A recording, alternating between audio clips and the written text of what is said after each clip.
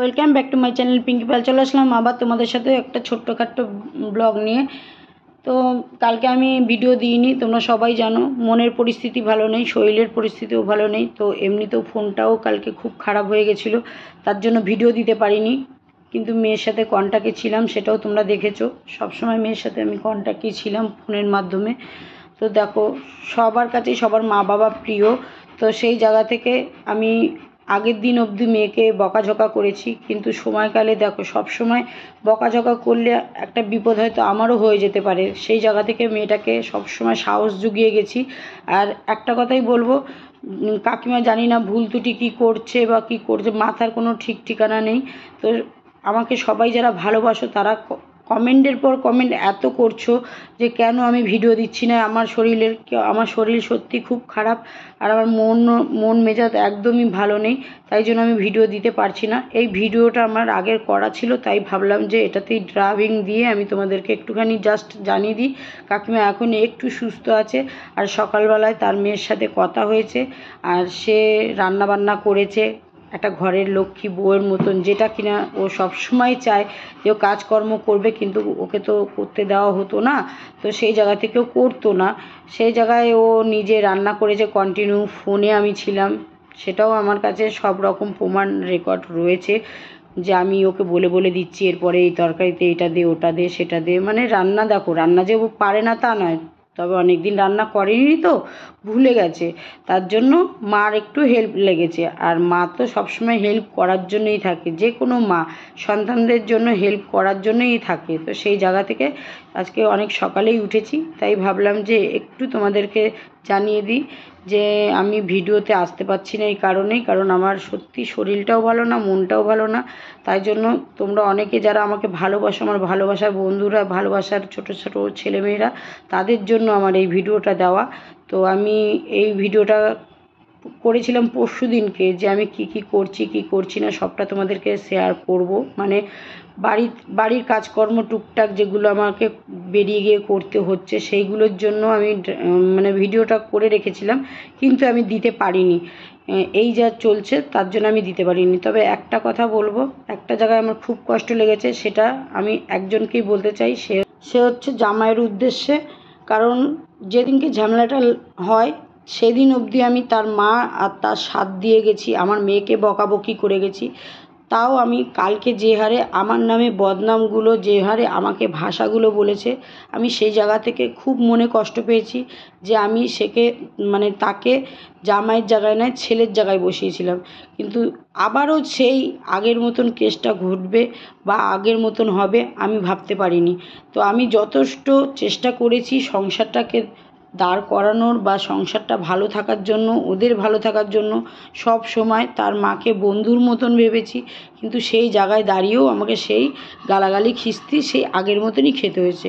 তো এইটুকু বলবো, যা করেছো ভালো করেছো। তুমি ভেবো না তুমি বলেছো বলে আমিও তোমার হয়ে বলবো না, কখনোই না।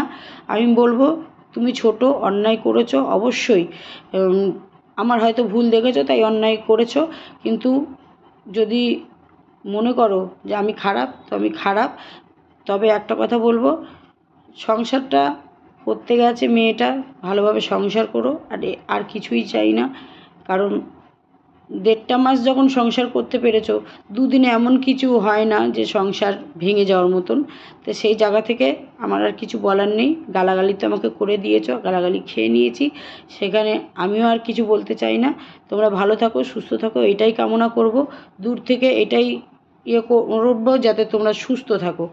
হ্যাঁ, এইগুলো যেগুলো করছো এগুলো উচিত না, এগুলো করা উচিত না। এগুলো মানে অ্যাকচুয়ালি বলা চলে নিজেদের ওপরে নিজেদের একটা রাগারাগি, আর কিছুই না। লোকে দেখবে, হাসবে, এইসব। তা এগুলো একটা ছোট বাচ্চা করে মানা যায়, কিন্তু বড় বড় মানে তোমরা তো ছেলে মেয়ে, তার উপরে মা বাবা, তারাও যদি এই একই ভুল করে। আজকে এই মানুষটা মানে আমার উপর দিয়ে অনেক কিছু গেছে, আমি কিন্তু এই ডিসিশান কোনো দিনই নিইনি, এরকম ধরনের ডিসিশান যেগুলো কিনা লোকে হাসবে। তো একটা কথাই বলবো, ভালোভাবে পরিবারে তো 4টে মানুষ সুন্দরভাবে সুষ্ঠুভাবে সংসার করো, হাসি খুশি থাকো, দেখতে খুব ভালো লাগছিল। তো সেই জায়গা থেকে যাই হোক, আমি এখন খারাপ, আমি খারাপ। আমাকে খারাপ করে দিয়েছো, আমাকে খারাপ বলেছো, তাতেও আমি কিছু মনে করছি না। কিন্তু একটা দিন তুমি বুঝতে পারবে যে এই মানুষটা তোমাদেরকে কতটা ভালোবেসেছিল, কতটা ভালোবাসা দেওয়ার চেষ্টা করেছিল। কিন্তু আমার ভাগ্যটাই এরকম, আমি কাউকে ভালোবাসলে তার কাছে জুতো ঝাঁটা লাথি এইসবই খাই। এটা হচ্ছে আমার ভাগ্যের দোষ, আমার দোষ নয়। তবে একটা কথাই বলবো, ভালো থাকো, সুস্থ থাকো, যে যেখানেই থাকো। শুধুমাত্র মেয়েটাকে বলবো যে তুই তোর সংসারটা যেমনভাবে সুন্দরভাবে গুছিয়ে একটা মা লক্ষ্মীর মতন সকালবেলা উঠে রান্না বান্না করেছিস, কাজকর্ম করেছিস, ঠিক সেইভাবেই করবি, যাতে কোনো কেউ বলতে না পারে তুমি ওই বাড়িতে শুয়ে বসে থাকো বা কাজকর্ম করো না। সেটা হয়তো আমি অনেক দিন আগেই বলেছিলাম যে কাজ করানোর জন্য, বৌমাকে দিয়ে কাজ করানোর জন্য, কারণ তুমি সব কাজ পারো, সে আমি জানি, আমি জানি তুমি সব রকম কাজ পারো।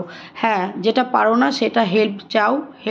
হেল্প করার জন্য শুধু আমরা যে আছি তা নয়, এখন ইউটিউবও আছে, যেখান থেকে কিনা মানুষ রান্নাও শেখে। তো তুমি তোমার পরিবারটাকে সুন্দর করে মানিয়ে গুছিয়ে নাও। আর একটা কথাই বলবো, মা হয়ে যে ভুল ত্রুটি সবারই হয়, তুমি রাগ করে থাকবে না, তুমি যাবে বাবা মাকে আপন করে নেবে, এটাই আমার কথা। আমি চাই না কোনো ঝুট ঝামেলা অশান্তি।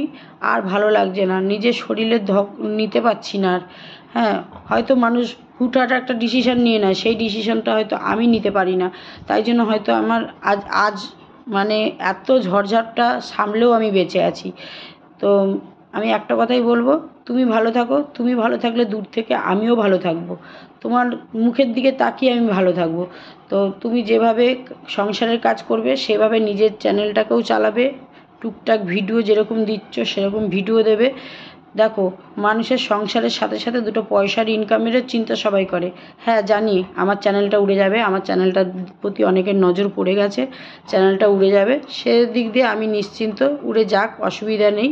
তোমার মা তুমি ভালো করেই জানো, তোমার মা খুব খাটিয়া, তোমার মা সে খেটেও রোজগার করতে পারে। তুমি তো ছোটোর থেকে দেখে এসেছো, আজ নতুন নয়, আজকে নয় ওয়াইটি করছি, নতুন নয়। তো সেই জায়গা থেকে আমি ভালো করেই জানি যে আমার চ্যানেলটা চলে যাবে। আমার চ্যানেল যদি চলেও যায়, আমি আর নতুন করে কোনো চ্যানেল খুলবো না। আমি নিজে খেটে দেখিয়ে দেবো যে আমিও একটা মানুষ, আমারও বাঁচার অধিকার আছে, আমিও খেটে খেতে পারি। তো সেই জায়গা থেকে তোমার মা এই বয়সে যখন ওটা করতে পারবে, তুমি একটা ছোট মানুষ হয়ে তুমি তোমার মাকে দেখে সেইটাই শিখবে যে না, তুমি সংসারেরও কাজ করবে, পরিবারকে ভালোবাসবে, প্লাস নিজেও নিজের মতন করে কন্টেন্ট দেওয়ার চেষ্টা করবে। তো সব রকম মিলিয়ে ঝুলিয়ে ভালো থাকবে, এটাই আমি কামনা করি। আর এটাকেই আমি দূর থেকে দেখে শান্তি পাবো। আমি যেখানেই থাকি, যেভাবেই থাকি, আমি তোমার দিকে ফোকাস আমার থাকবেই, কারণ আমি চাই না যে এমন কোনো অশান্তি, ঝুট ঝামেলা। সত্যি কথা বলতে আর ভালো লাগে না, এই বয়সে একটা সময় থাকে ঝুট ঝামেলা, সেই সব পেরিয়ে আজকে যেই জায়গাটায় আমি এসে পৌঁছেছি, সেই জায়গাটা আর ঝুট ঝামেলা ভালো লাগে না। এখন শুধু মনে হয় শান্তিতে একটু ঘুমালেই হয়তো ভালো থাকবো, তাই জন্য আমি ঘুমের ওষুধ